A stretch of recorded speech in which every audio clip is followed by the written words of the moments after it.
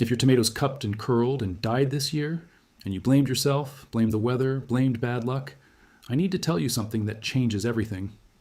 It probably was not your fault, and it probably was not the climate. It was very likely drift, the invisible movement of farm spray through the air, landing on a garden it was never meant to touch.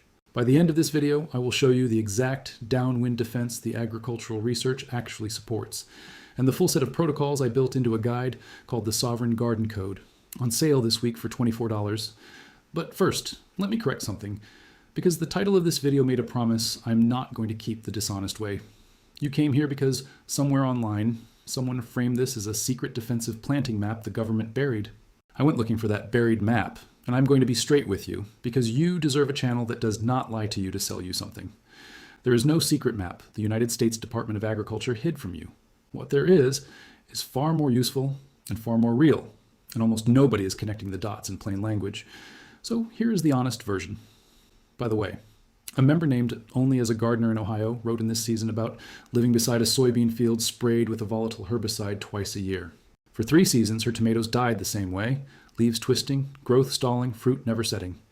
After she built one specific kind of barrier on the upwind edge, her patch was the only one on her road that produced.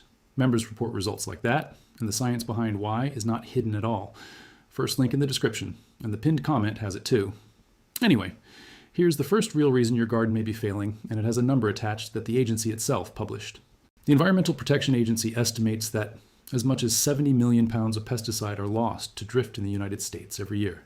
That is product that never lands where it was sprayed, that travels on the wind, sometimes for miles, onto orchards, onto trees 100 years old, onto vegetable farms, and onto backyard gardens exactly like yours. One herbicide in particular, dicamba, has been described by researchers as causing the worst drift damage of any herbicide in the history of American agriculture. The Department of Agriculture itself estimated that up to 15 million acres of soybeans were damaged by dicamba drift in a single year. If it can twist 15 million acres of a crop bred to resist it, imagine what a trace of it does to a tomato that has no defense at all. None of that is buried, none of that is secret, all of it is published, and that is the point. The conspiracy framing actually makes you weaker, because it sends you hunting for a hidden document instead of building the defense that genuinely works. Before I go on, I need to stop for a few minutes, because this next part is the part that actually protects your garden. If you garden upwind of nothing, no fields nearby, no neighbors who spray anything, then you can skip the next part. The link is already in the description. But if there is a sprayed field or a heavy-handed neighbor anywhere on your windward side, stay with me. Here is what the research says, and I want to be careful and precise because precision is the whole point. Across decades of field studies, a well-built barrier of living vegetation on the downwind side of a spray source has been measured, reducing drift deposition by anywhere from 60 to 90%. Hedgerows, windbreaks, and dense rows of trees and shrubs do not work by magic, they work by physics. A porous wall of leaves slows the wind, and as the air slows, the heavier droplets fall out before they reach what is behind the barrier. The Environmental Protection Agency itself recognizes hedgerows and windbreaks as a legitimate drift mitigation measure and lists them in its own guidance. But here is the detail that separates a barrier that works from one that does the opposite, and almost no video tells you this. A solid wall is the wrong answer. If you plant something completely dense, the wind cannot pass through, so it speeds up and pours over the top. And you can actually concentrate the drift on the very bed you were trying to protect. The studies are clear that the barrier needs the right porosity, roughly the openness of a healthy mixed hedge, and it needs to be at least as tall as the height the spray is released from. Leaf stage matters too. A bare hedge in early spring may give you only 70% reduction, while the same hedge in full leaf gives you 80 to 90. That single fact that you want a living, breathing, partly open wall and not a fortress is worth more than any map a government could have buried. This is exactly the kind of detail I structured into the guide because getting it slightly wrong undoes the entire effort. The Sovereign Garden Code lays out the full system written for a real home gardener with anything from a balcony to a couple of acres. The core guide is the protocol itself, the complete drift defense built from published agricultural research, worth on its own around $47.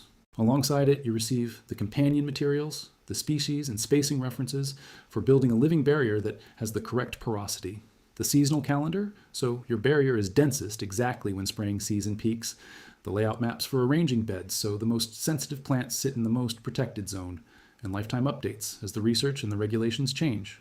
Total value across the set, around $347. What you pay this week, $24.97, one-time lifetime access. And here's the part that matters most to me. If within 90 days your defense is not clearer, your garden is not better protected, and you do not feel more in control of your own piece of land, you write one email with one word: refund. You get every cent back, no questions, and you keep every companion material, even if you refund. You carry no risk on this, none.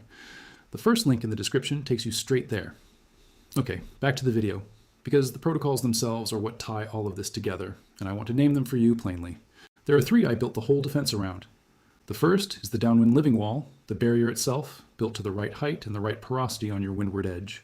The second is the 3-week drift audit, a simple observation routine that tells you whether drift is actually reaching you and from which direction, before you spend a season guessing. The third is the buffer bed rotation, the way you arrange and rotate your most sensitive crops so they always sit in the calmest, most protected air. Those three names matter because together they are the actual map people thought was buried. And there's nothing secret about any of them, only specific. Quick reminder, if any of this landed for you and you garden anywhere near a sprayed field, the full protocol with the exact species, spacing, and layout sits behind the first link. Back to the video. One more thing before we wrap, and I want to anchor the value honestly. A real consultation with a drift mitigation specialist or an agricultural extension agronomist for the kind of layout work we are talking about runs from a few hundred to well over $1,000, I checked. The Sovereign Garden Code gives you the same structured approach for the home scale, today at $24.97, down from the original $97. 90 days money back, you keep every companion material, you take zero risk. If you're going to do it, the first link is right there. Continuing. Before you close this video, one last thing, because two real futures branch from this moment. In the first, you click the link tonight, you read the protocol, and before the next spraying season, you have a living wall going in on your windward edge, an audit telling you exactly where the drift comes from, and your sensitive beds moved into the calm zone, and next summer your tomatoes set fruit while your neighbor wonders why. In the second, you close the video, and next season the leaves twist and curl exactly as they did this year, and you blame the weather again, and another summer is gone. Both futures are real, and only one of them is a choice you make right now. The first link in the description, that is where it starts. One last thing. This knowledge was never buried, it was just never explained to you plainly, in one place, by someone who refused to lie about it. It belongs to the people who still grow their own food. Subscribe to this channel, so the honest version is the one that spreads.